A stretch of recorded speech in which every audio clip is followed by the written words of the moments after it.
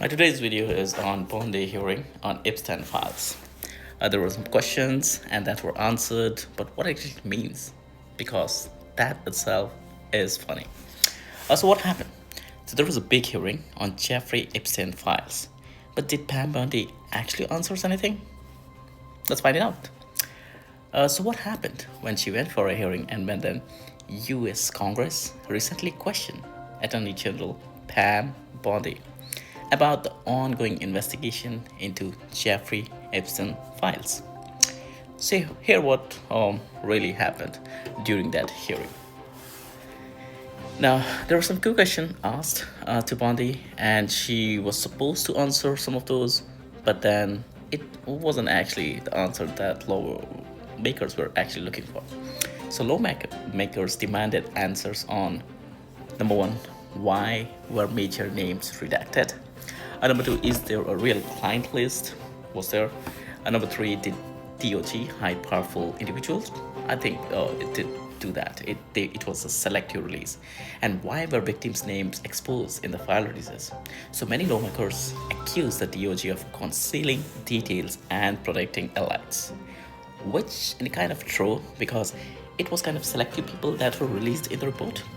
And what were Bondi's key answers, right? So Bondi's main responses were like, redactions were legal protection, not cover-ups. Being named in files is not equals to guilt. DOJ released millions of pages already. Some documents withheld due to privacy and court rules. She defended the process as the lawmaker lawful and transparent, but critics say she deflected and avoided direct answers during a 5-hour heated hearing. And there was a controversial moment. A time came when lawmakers were actually shocked when it emerged DOJ tracked which Epstein Files members of Congress searched during review.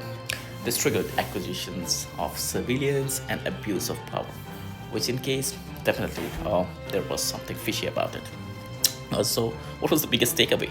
Or you could say the conclusion of this. So there was no clear confirmation of a client. Many names were released, but without context. Major questions still unanswered, and investigation technically opened, but politically exposed.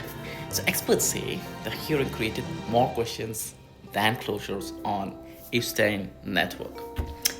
So basically, after hours of questioning, America and the world still doesn't know who really protected Epstein powerful circle. Now, my take on this is it was kind of released in a way so that some of the powerful people are protected.